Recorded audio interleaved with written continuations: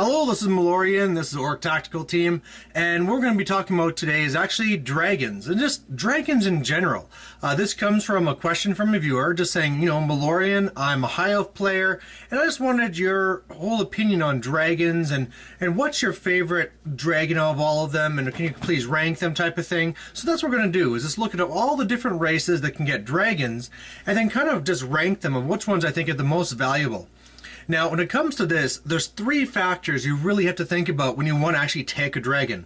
One, what the dragon actually does. Now, for the most part, all dragons are pretty much the same.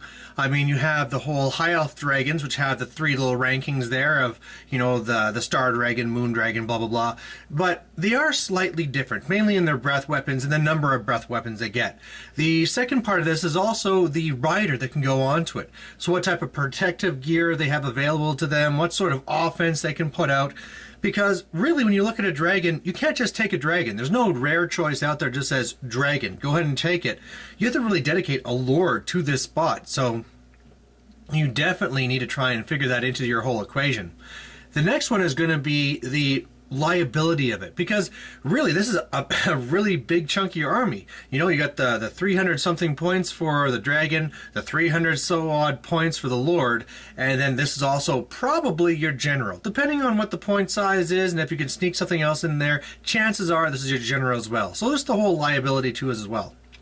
Now, there's only a very few armies that can get dragons. You got your high elves, your dark elves, your wood elves, and then you got the pretty much just Warriors of Chaos. And that's really it. I mean, you also could say Empire because Karl Franz can have one, but that's really it. We're not going to get into all the other things like Hippogriffs and, Wyverns and all these things. We're just looking at the best of the best. We're just looking at the dragons. And if anything else, we might just break apart the whole fact that there is inside the high elf book, there's also the whole sun dragon that you get to have with the whole little fire mage on there, because that's kind of a separate class in itself.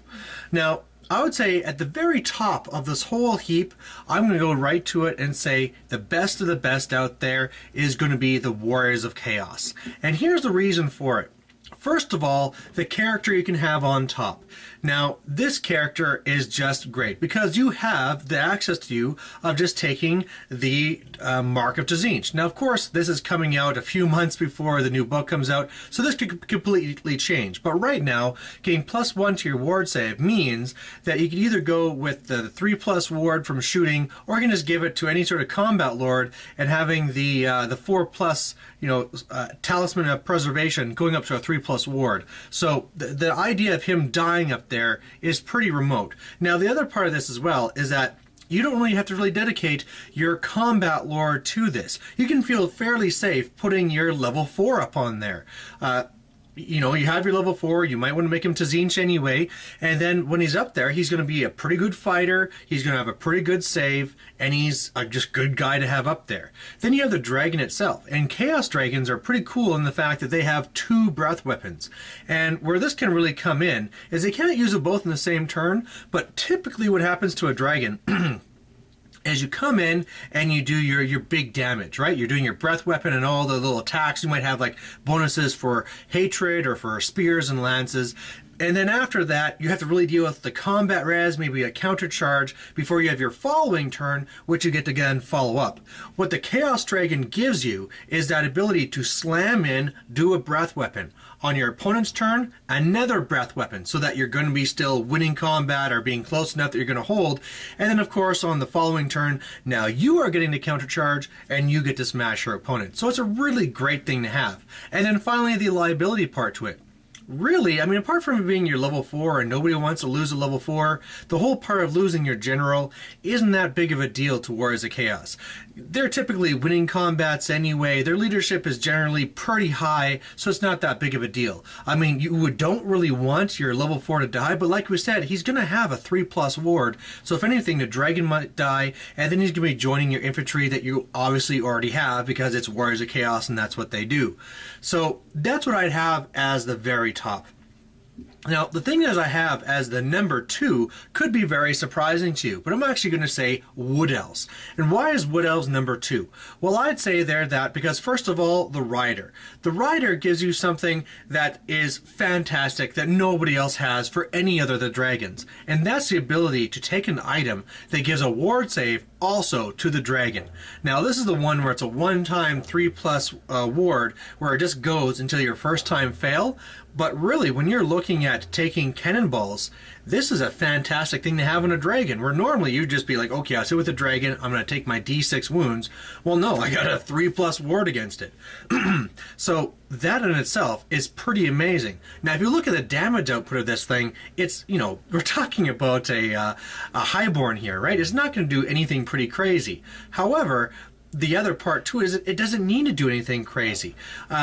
The biggest thing with Wood Elves is, for the most part, they're just trying to stay away, they're trying to pick away at you, and so one of the other combinations you could go for is make him so he's anti-armor. One of the things that the Wood Elves hate is anti-armor. So you could be giving him the bow that has as many shots as he has attacks. You give him the arcane bodkin, so he'd be ignoring armor saves. And so now you can fly around, shoot. If you ever get shot with a cannon, you have that 3+ ward, and then of course you're going to be knocking out their knights if they have them. You have the breath weapon for dealing with armor, and then meanwhile, for anything else, that's where you have all your bow shots from everything else. It's going to be taking that down.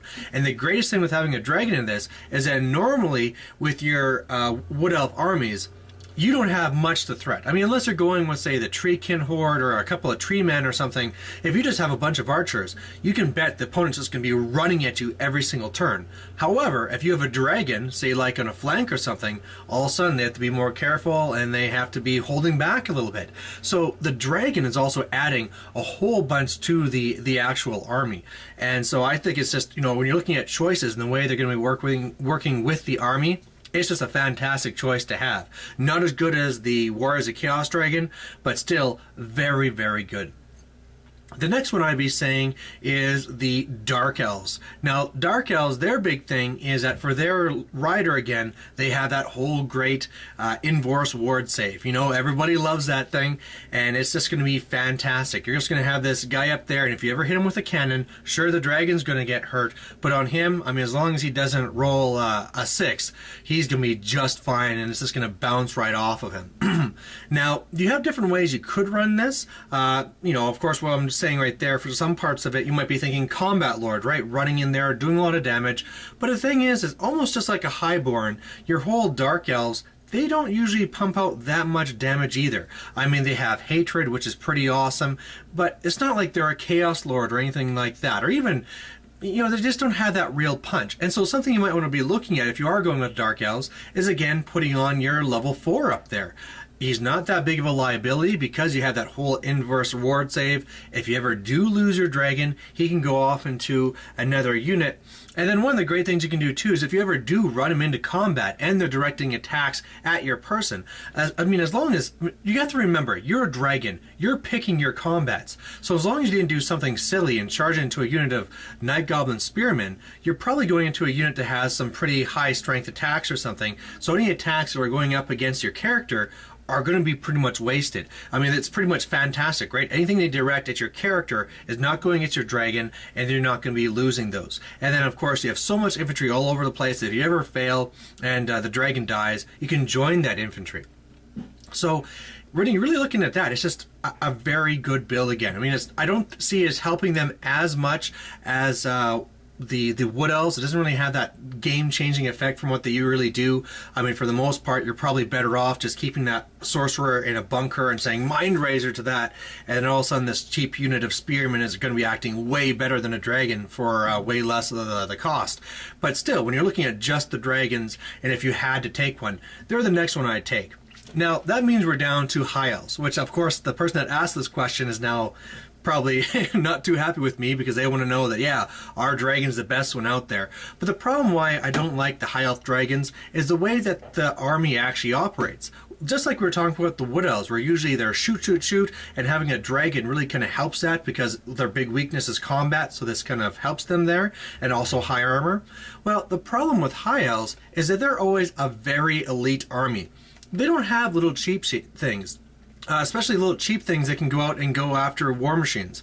I mean, you can say that, okay, you can be taking some eagles in there and stuff like that, but for the most part, you're going to be eating these war machines. And even though when you're looking at the beginning, like let's say you're taking a typical high elf army list and you have, say, a horde of white lines or something, and any war machines they're taking is really going to hurt. Well, if you're taking those points out and going into a dragon, you have even fewer models. And so you're making an army that suffers from having a low model count even worse. So it's almost just like I was saying with the ogres, where if you have all these bulls, and if you're to somehow start throwing in a bunch of monsters, you're just making it worse for them. And that's really the whole thing here. So even the Star Dragon has the best stats of all these other ones.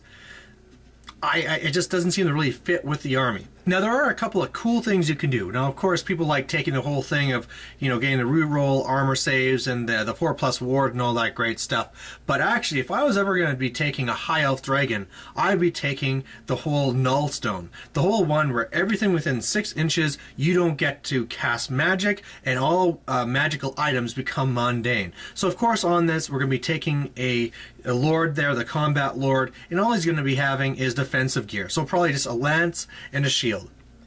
And what you're going to be doing with him is to try and help your kind of elite army that's coming behind you, is you're going to find out wherever the hell their magic is, and you're going to charge them into that bunker as fast as you can. Because then all of a sudden, the opponent level 4 is within that 6-inch range, and then you don't have to be worrying about foots of gork landing on your big hordes of white lions or whatever it is, and it just shuts them completely down. Or if there's a real big combat lord that's going to really kind of tear you apart, say like the whole ones that have the +3 attacks and the extra strength and all this stuff, no, sorry, that's all mundane now. You're going to do nothing. And now your elite units can move in and kind of mop up. So if I was going to do it, that's the way I'd take it, but it just doesn't really seem to fit.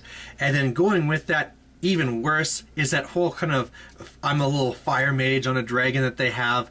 It's just a bad choice, because you have a weak dragon, the weakest ones are going to be seeing out there, and then you're having a mage with a fairly weak lore and flying around the air, not very many defensive options, fairly expensive, and it's just not a good fit almost in any army. I guess if I had an orcs and goblins, I might take it, just because it'd be kind of crazy. But playing high elves, I just don't see the point of it unless you're taking like a dragon theme list or something. So there you have it. Just to kind of recap that again, Warriors of Chaos, at least until the new book comes out, they're amazing. Then you have your wood elves, then you have your dark elves, and then you have your high elves at the very bottom. So viewer that asked that question, sorry that I had to throw your army under the bus and say they're the worst one, but there you have it. And just some things, I mean, of course, when that new book does come out, I'm going to have a big coverage for that. But until that time, I mean, please give me your questions. If there's anything you want me to talk about, even if something where you want to say, like, you know what, I'm pretty strongly opinionated on this. What is Malorian going to say? And if I don't agree with you, you're just going to blast the hell out of me. That's fine.